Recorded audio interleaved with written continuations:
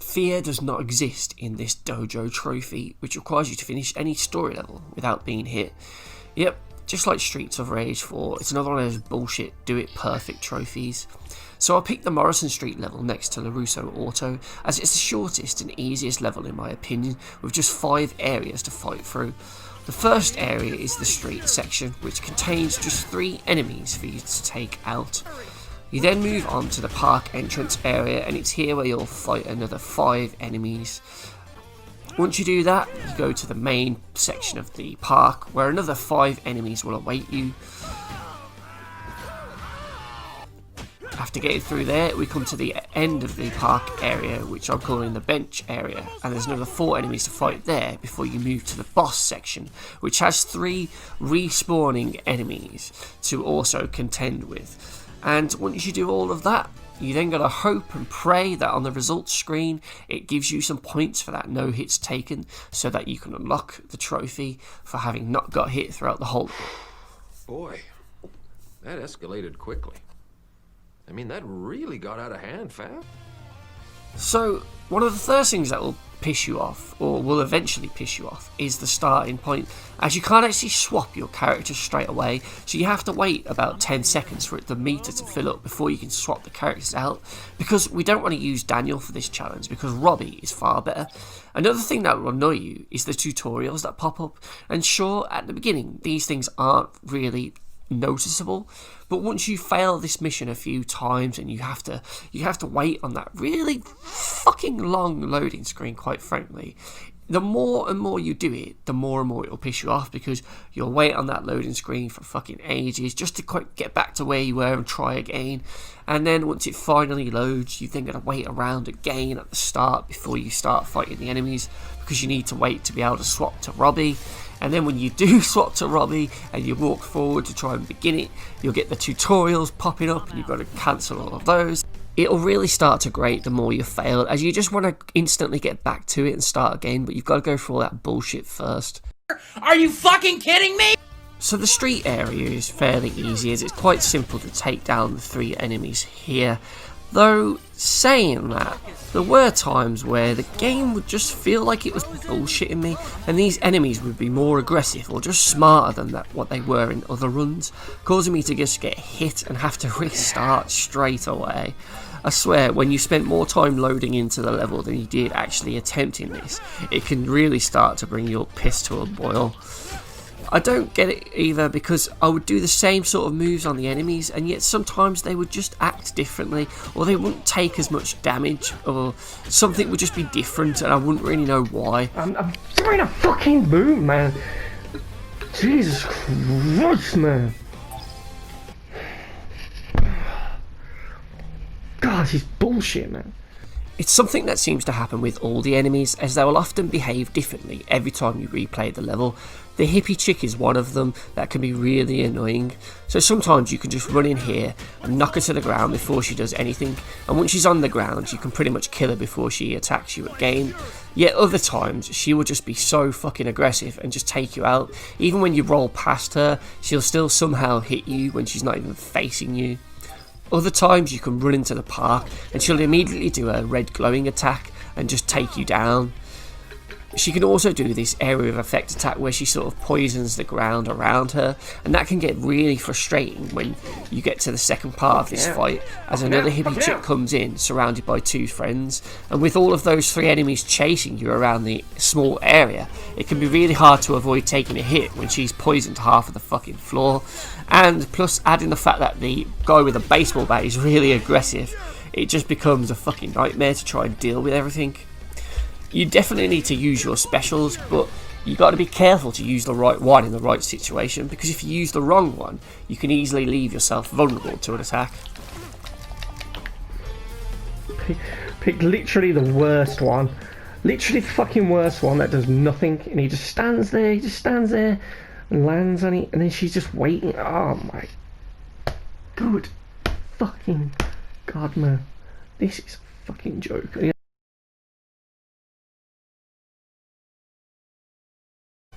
Once you finally learn all of that section, we can then move into the third area of the level, the main section of the park, and this, after the first street bit, is probably the next easiest bit of the level, as it's much more open than before, allowing you to move around and dodge enemies. The enemies are also slower to come into this bit, so you don't fight them all at once. You want to try and take out that first guy before the flower girl comes in, as she will still deal trouble with her area of effect attack. The fat guy can also be problematic, but you just need to dodge his lunging attacks and you should be able to just stun lock in using your power-ups. That is the key to this challenge really, to make effective use of your dojo and personal skills, and with Robbie you could do a lot of attacks from a distance to quickly bring you in to hit the enemies, and that really is the key to doing this challenge successfully, as when you're doing your power moves you're actually invulnerable to enemy attacks, so you can't actually get hit when you're doing these, which definitely helps in a trophy where you're not supposed to get hit.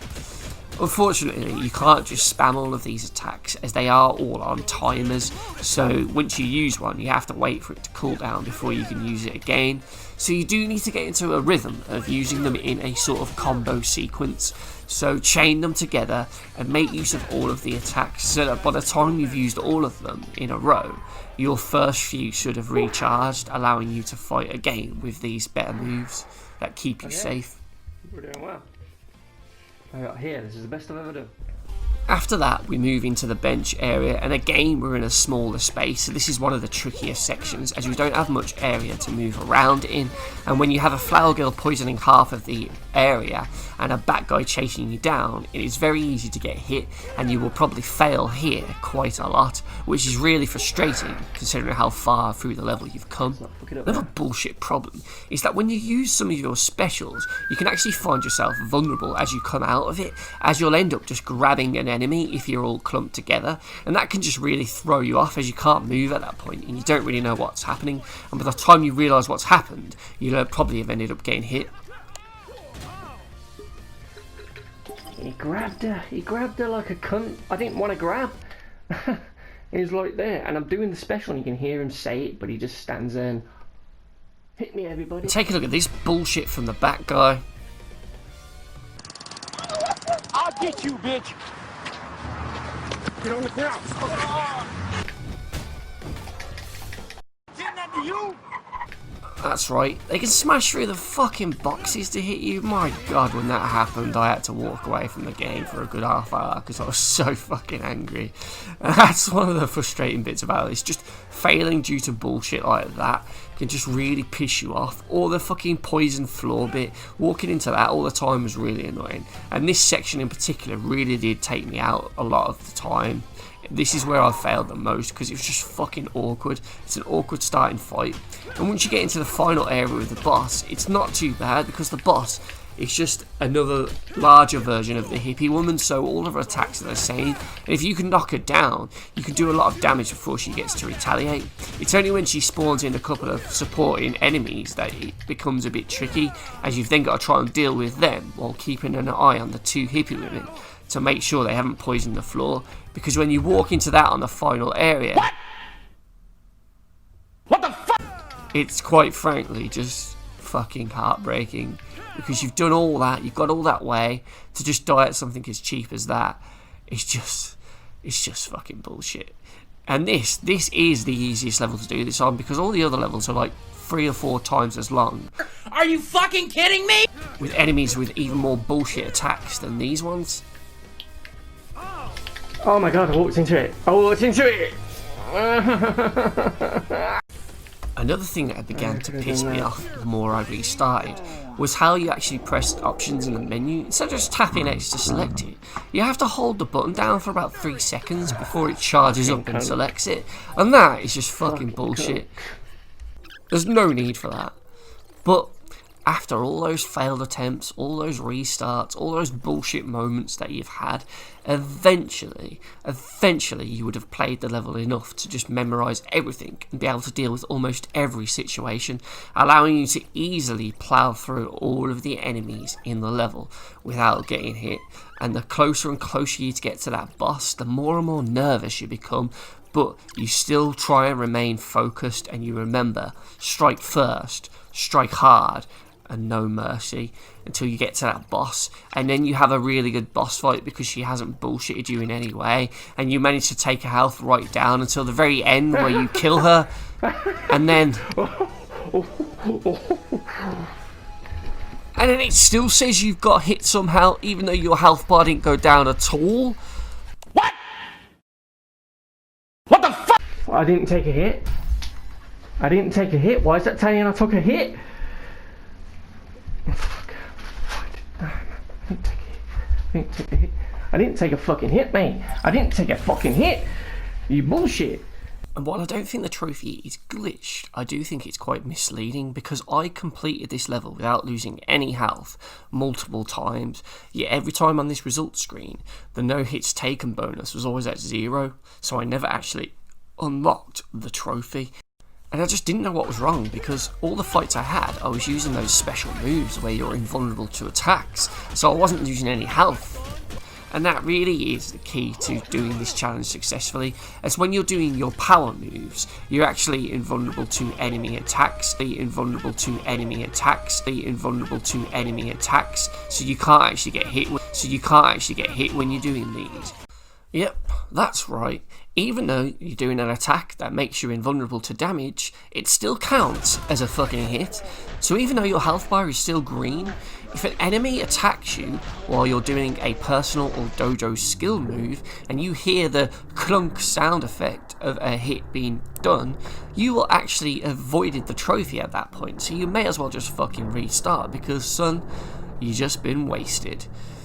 What an absolute fucking joke. What is the point of these dojo and personal moves leaving me invulnerable to damage if it's still going to count against me for a hit with this trophy? Absolute fucking bullshit. And so it forced me to go back to the drawing board and start my approach again. I still used Robbie and I still did this level, but this time round I was more cautious.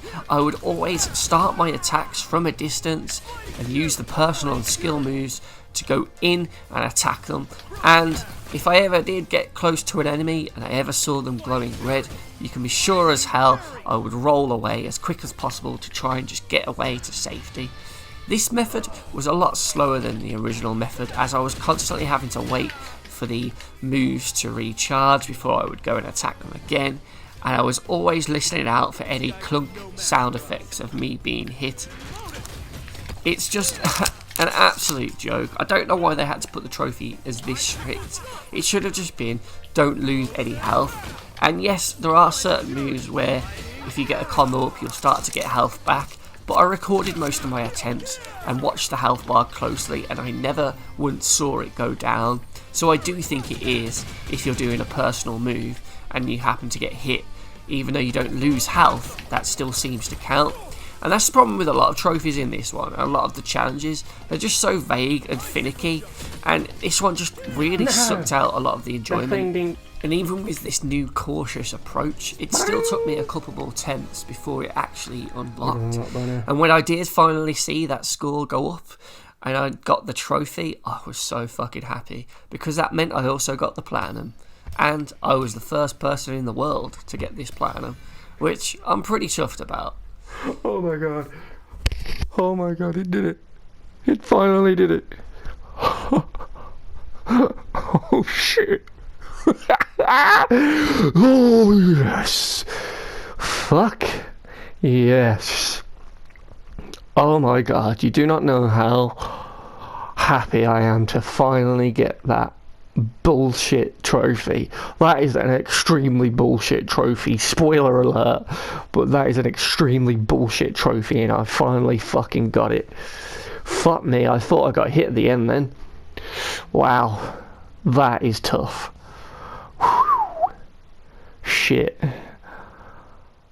So, with really long levels, a boss to fight at the end, attacks that leave you invulnerable but you still get hit and void the trophy, and all the bullshit attacks the enemies do, means that the fear does not exist in this dojo trophy, gets a bullshit trophy rating. Bullshit.